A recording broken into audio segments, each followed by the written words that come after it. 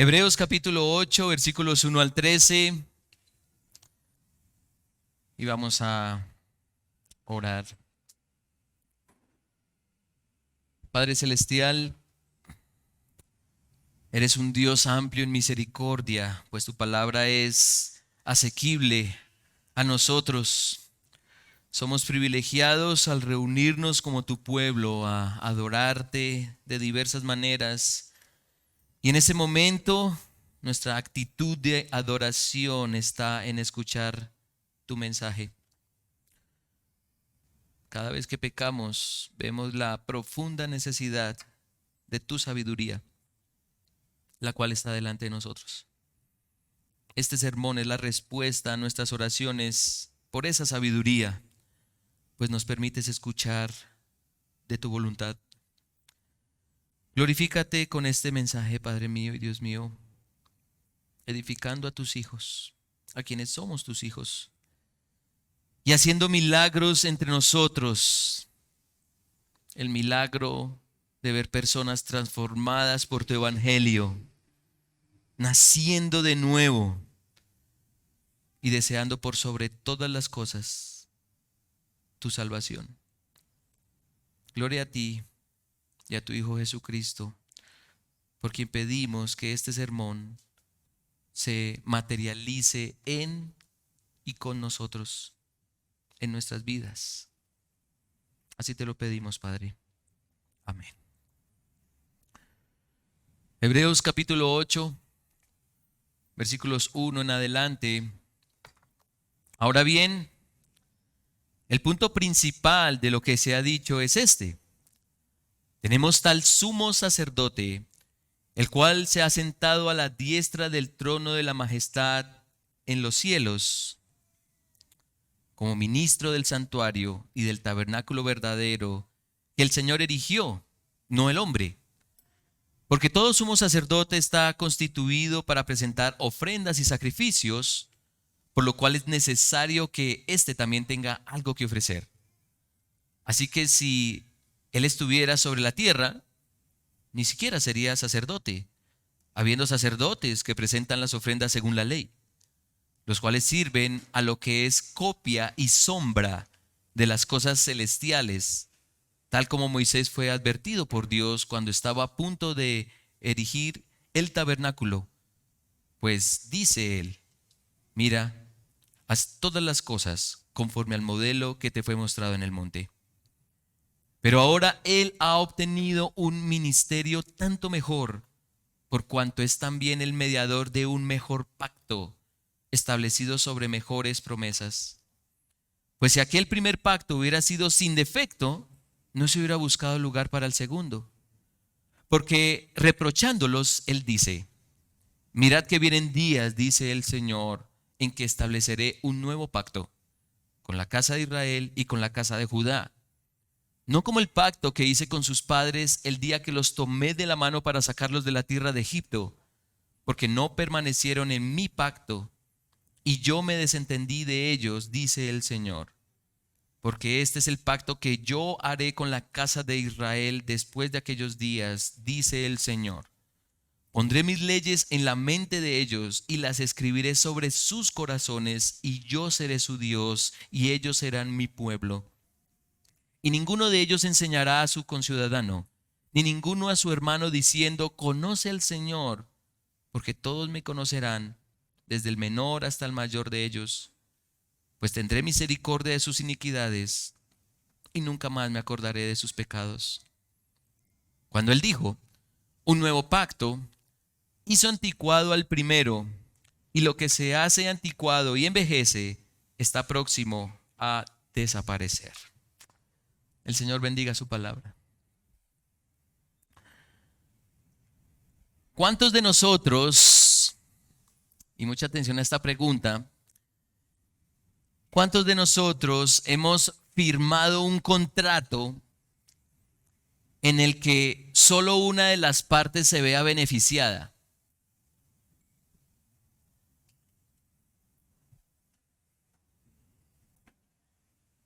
Ya veo caras por ahí como de, ¿cómo así? Existen muchos tipos de contratos, pero por lo general Un contrato entre dos partes acoge tanto compromisos como beneficios para quienes firman. Si alguno de los dos llega a incumplir lo acordado, el otro se ve protegido y beneficiado por lo establecido en el contrato, ¿cierto? Es decir, para el infractor hay un castigo, hay una pena, hay una multa, pero para quien cumple hay beneficios. Por lo menos lo contratado está a favor de quien cumple, ¿cierto? Aquí tenemos abogados, hoy necesito una abogada. ¿Estamos de acuerdo? Pero imagínense un contrato en donde quien incumple se vea beneficiado.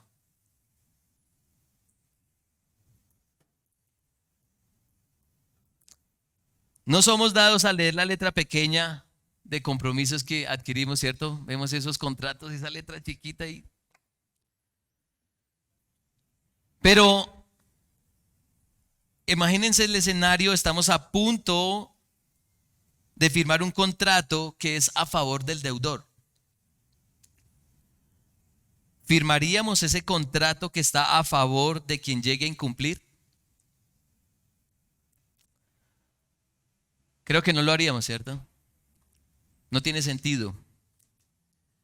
Los acuerdos protegen o procuran proteger a las partes. Y a lo largo de la historia bíblica, Dios ha hecho muchos acuerdos con el hombre. Y esos acuerdos son llamados pactos. El autor de estos pactos siempre es Dios. Y al igual que un contrato, si alguien incumple, hay penalidades. Es bien interesante que Dios haga pactos en donde quien incumpla tiene castigo. Lo innegable es que Dios siempre ha cumplido los pactos, siempre. Es el hombre quien los ha quebrantado, el ser humano quien ha tenido que pagar los castigos, las multas, es el que ha incumplido con mucho dolor y sufrimiento. Y en esa lista de pactos hay uno que llama la atención. Es un acuerdo que Dios hace para beneficiar al deudor. Para beneficiar al deudor, al transgresor. Y este pacto es increíble porque supone que el deudor va a fallar.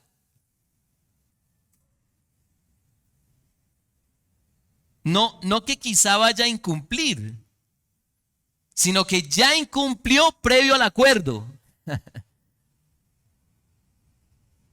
Es un pacto que, si somos los deudores, y mucha atención a esto, es un pacto que si somos los deudores, vale la pena firmar.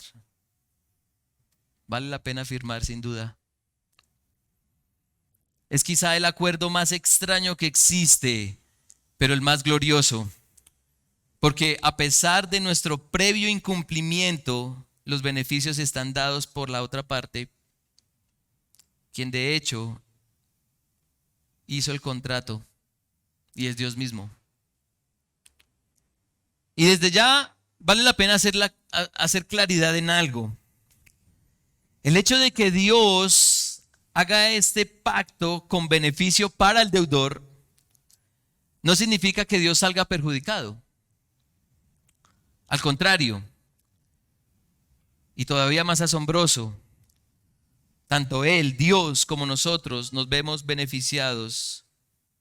Este pacto trae gloria a Dios como es debido. Es un pacto que tiene como fundamento cosas mejores, cosas que no hemos podido hacer y que Dios sí puede hacer. Un contrato que beneficia al deudor solo lo firmaría un tonto si no fuéramos los deudores. Si somos la parte que cumple, pues firmaríamos. Pero por cuanto somos los deudores, es decir, la parte que no cumple, seríamos unos tontos si no aceptamos este pacto. Aceptemos el mejor pacto basado en mejores promesas. Y ese es el mensaje para nosotros de este texto. Aceptemos el mejor pacto basado en mejores promesas. ¿Y de qué se trata este pacto como para que valga la pena aceptarlo? Entonces, veámoslo en el texto. Y este sermón lo voy a desarrollar a la luz de un solo punto, que prácticamente es el argumento y el mensaje de este texto. Aceptemos el mejor pacto basado en mejores promesas. La idea de este sermón es argumentar este punto. ¿Por qué deberíamos aceptar este pacto que resalta el texto? Y es un pacto que ya el autor ha mencionado capítulos atrás, pero que ahora trata en detalle, que ahora amplifica.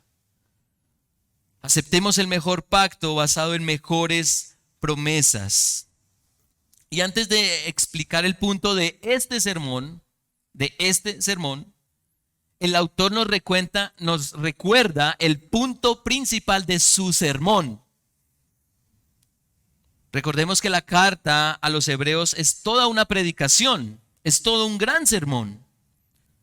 Así que el autor dice en el versículo 1, ahora bien, el punto principal de lo que se ha dicho es este: tenemos tal sumo sacerdote, el cual se ha sentado a la diestra del trono de la majestad en los cielos, como ministro del santuario y del tabernáculo verdadero que el Señor erigió y no el hombre. ¿Y cuál es la razón de esa idea principal? ¿Por qué el autor llega a esa conclusión? ¿Cuál es la razón? Bueno, versículos 3 al 5, porque todo sumo sacerdote está constituido para presentar ofrendas y sacrificios, por lo cual es necesario que éste también tenga algo que ofrecer. Así que si él estuviera sobre la tierra, ni siquiera sería sacerdote, habiendo sacerdotes que presentan las ofrendas según la ley, los cuales sirven a lo que es copia y sombra de las cosas celestiales, tal como Moisés fue advertido por Dios cuando estaba a punto de erigir el tabernáculo, pues dice él: mira, haz todas las cosas conforme al modelo que te fue mostrado en el monte.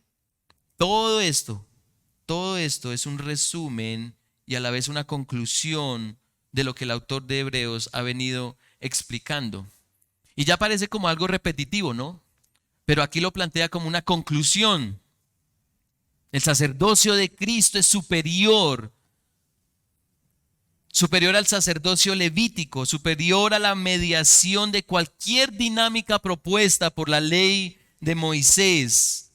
Y quizá la expresión más adecuada es la que vemos en el versículo 5, los cuales sirven a lo que es ¿qué? Copia, o como lo dice Reina Valera, imagen o figura, sombra de las cosas celestiales. Entonces, todo lo que vemos en el Antiguo Testamento está apuntando ¿a qué? A algo mejor. Está apuntando a algo mejor. El ministerio de intercesión del sacerdocio levítico es tan solo una sombra de un mejor ministerio. Ministerio que lleva a cabo ¿quién? Jesucristo, nuestro Señor Jesucristo. Y este ministerio tiene que ver con un acuerdo, con un contrato. Versículo 6.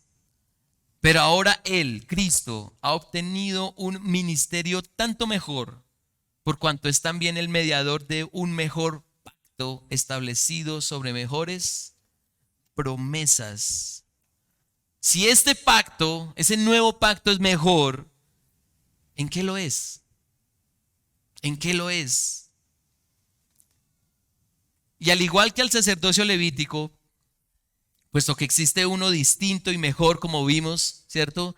Allí en el capítulo 7, versículo 11, se planteaba la pregunta y la planteaba el autor: ahí en el versículo 11 de Hebreos 7, ahora bien, si la perfección era por medio del sacerdocio levítico, pues sobre esa base recibió el pueblo la ley, ¿qué necesidad había de que se levantara otro sacerdote según el orden de Melquisedec y no designado según el orden de Aarón?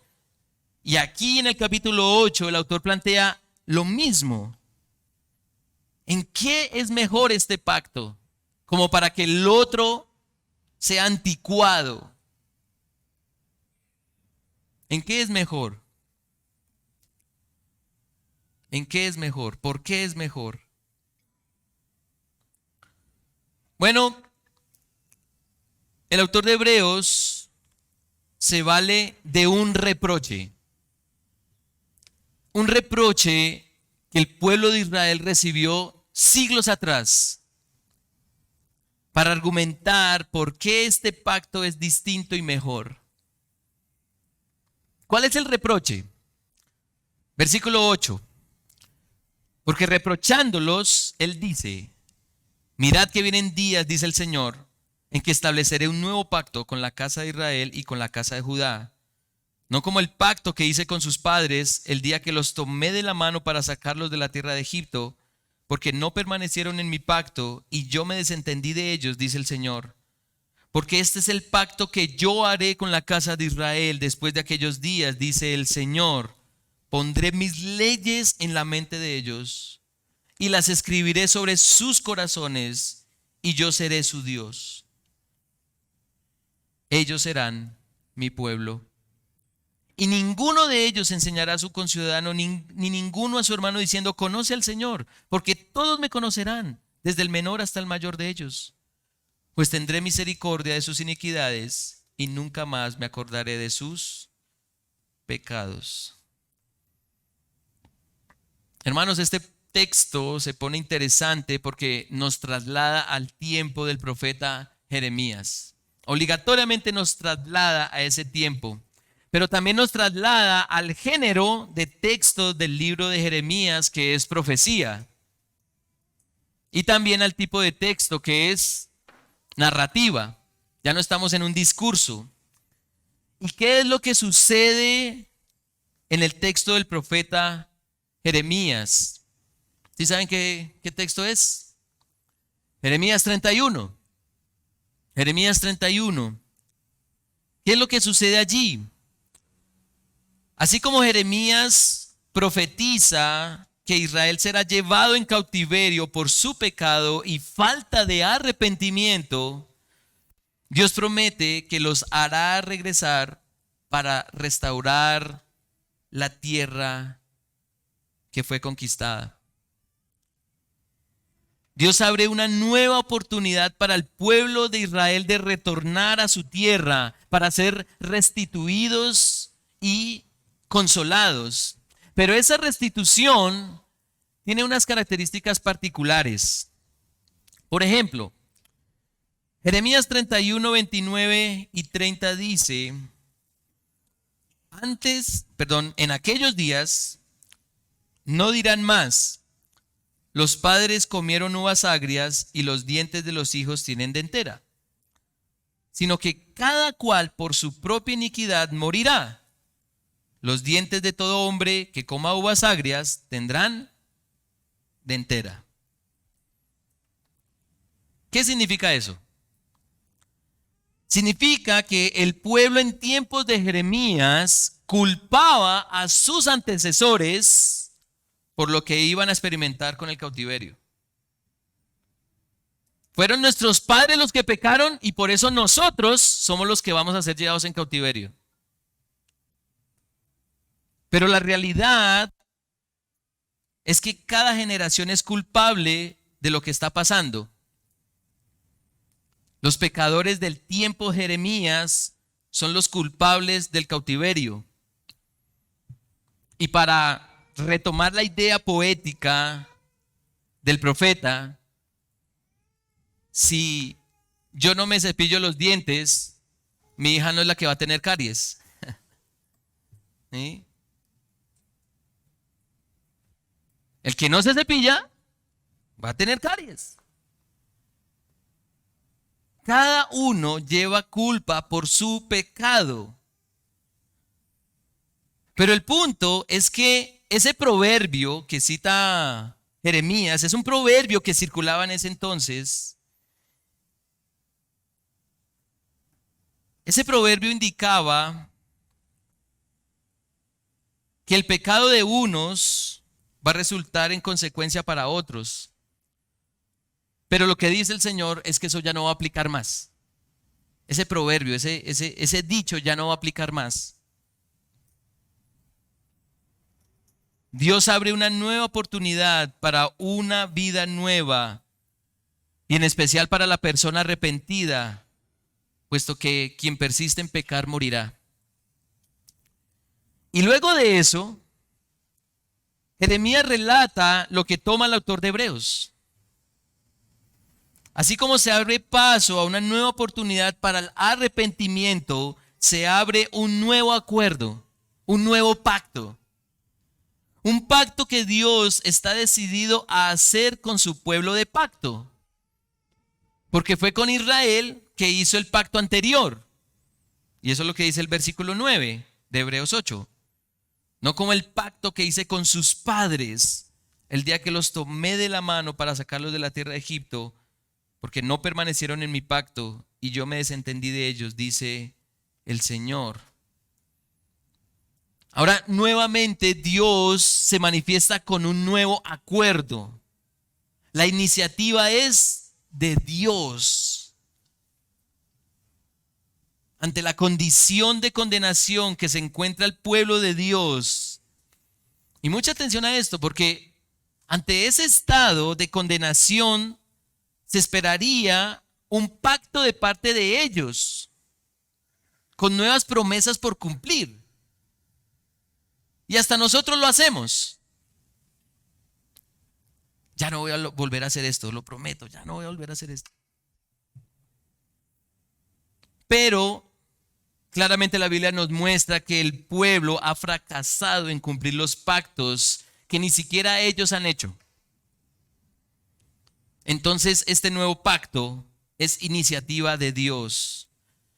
Es un pacto en el que Él pone sus leyes en la mente de su pueblo. Es un pacto en el que Él afirma ser el único Dios de su pueblo. Es un pacto en el que Él escribe sus leyes en los corazones de su pueblo. Es un pacto en el que Él se revela directamente a su pueblo. No por la intervención de un ser humano común, sino por directa revelación de Él. Y se revela tanto a grandes como a pequeños. Es un pacto en el que Dios tiene misericordia de los pecados de su pueblo. Un pacto en el que Él no tendrá memoria de la actitud de rebeldía y de desprecio de su pueblo.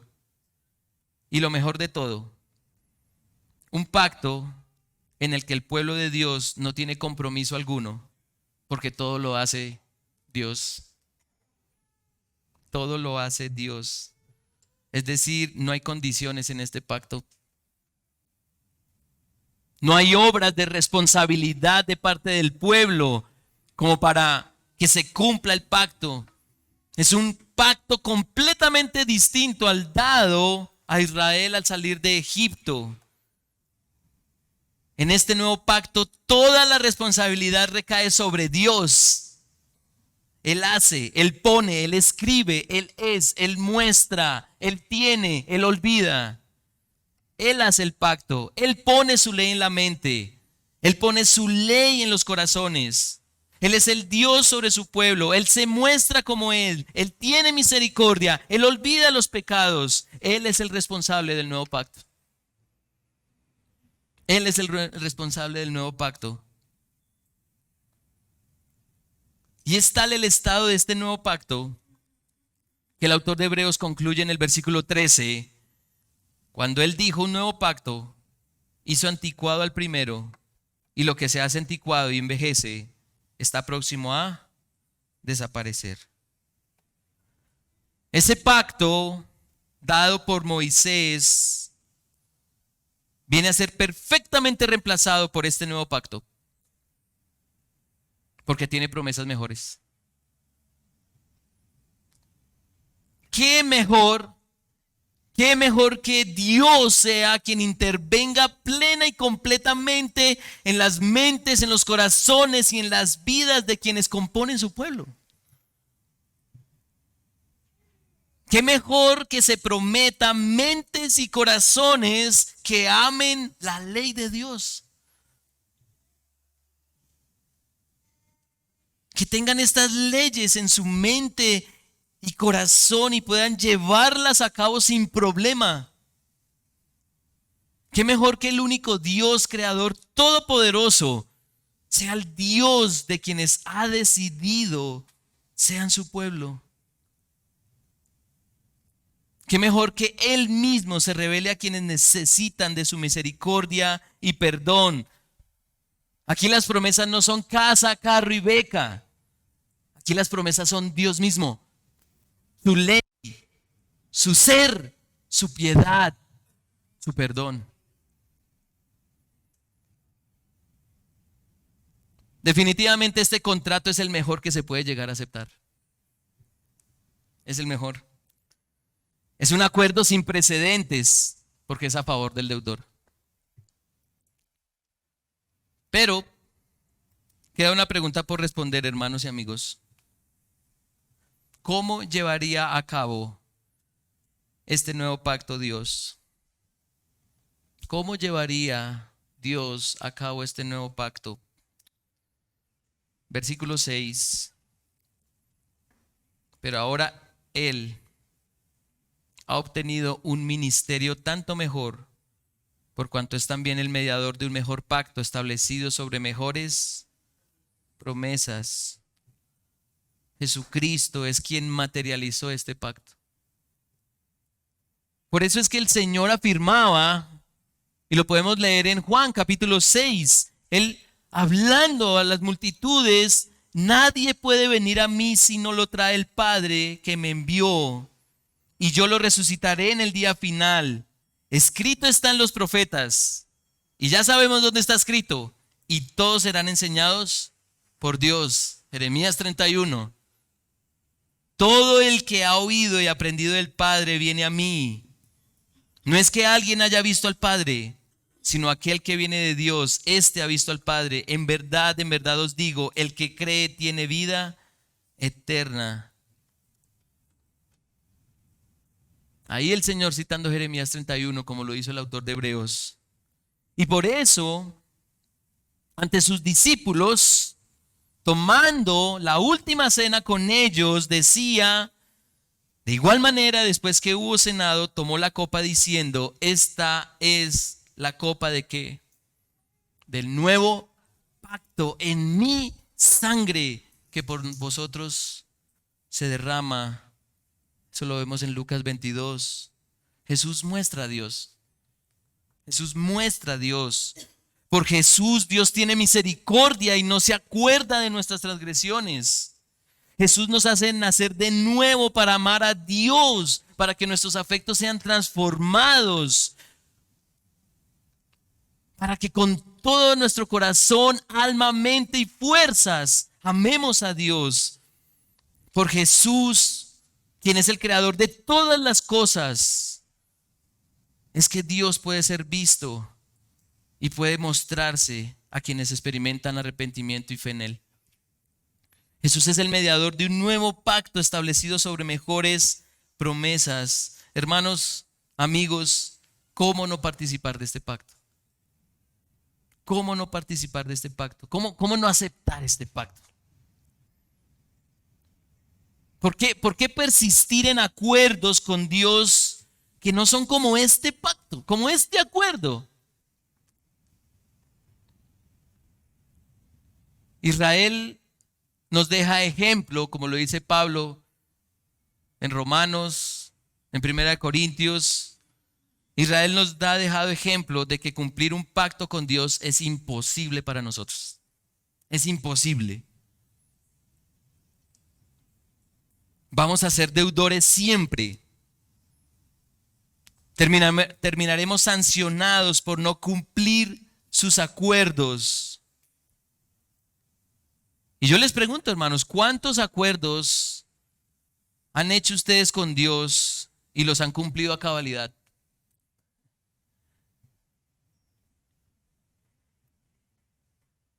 Cada día hay una disposición en nosotros de agradar a Dios, de comprometernos a hacer su voluntad, pero consciente o inconscientemente fracasamos. Nuestro fracaso no vulnera este pacto. Nuestro fracaso no vulnera este pacto. Continúa vigente con todos los beneficios. Son promesas inamovibles porque son juramento y responsabilidad de Dios. Es un contrato a favor del deudor. Hermanos y amigos, voy cerrando este sermón diciéndoles que el autor de Hebreos no ha bajado la guardia en mostrar qué es lo mejor. Ustedes mismos se han dado cuenta en Hebreos, mostrando a Jesucristo mejora muchas cosas y planteando qué es lo mejor para nosotros como pecadores. Lo mejor para nuestra salvación, lo mejor para nuestro rescate, lo mejor para restaurar nuestra relación con Dios, lo mejor para gustar de mayores y gloriosas promesas. Y en esto quiero hacer énfasis porque ante el pacto que describe este texto, todos esos pseudopactos son basura. Todos esos supuestos pactos que muchos proponen para que la gente sea más rica y acomodada en este mundo es una mentira. Esos pactos cargados de propuestas de comodidad en este mundo quedan minimizados y puestos en ridículo ante este pacto. Todo eso son promesas mentirosas. Porque a Dios lo que más le importa es que sus hijos estén bien con Él, no que estén bien en este mundo.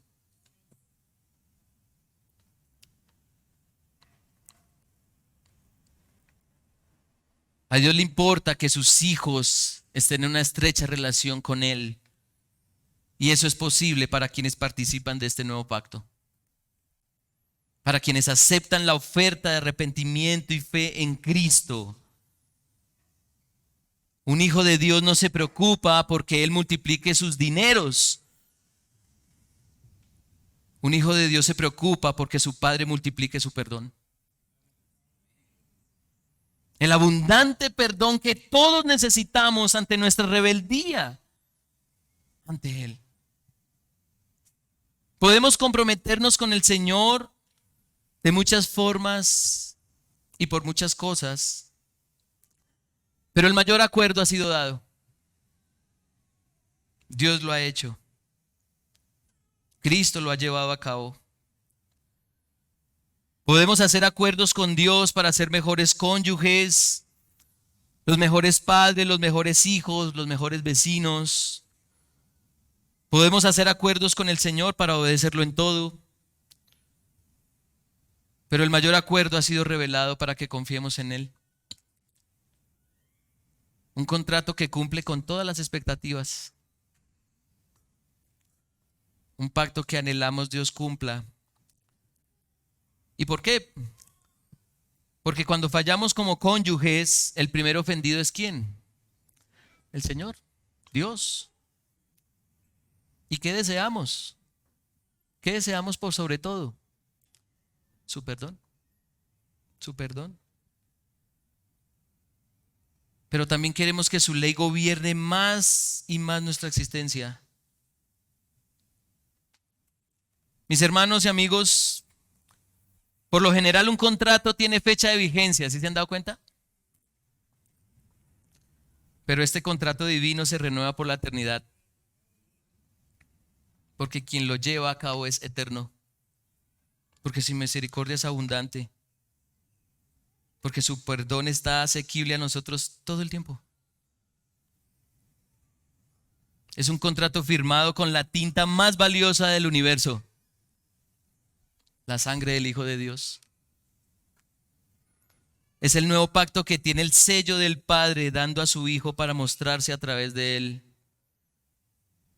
Por eso el texto dice en el versículo 11 que nadie va a enseñar a nadie porque el Hijo ya vino, porque ya mostró al Padre. Es Dios presentándose personalmente en el ser de Jesús. Y para claridad, el texto no sugiere para nada que entre creyentes no nos enseñemos unos a otros, porque estaría contradiciendo muchos textos, aún la misma epístola que nos llama a hablar de Jesús unos a otros.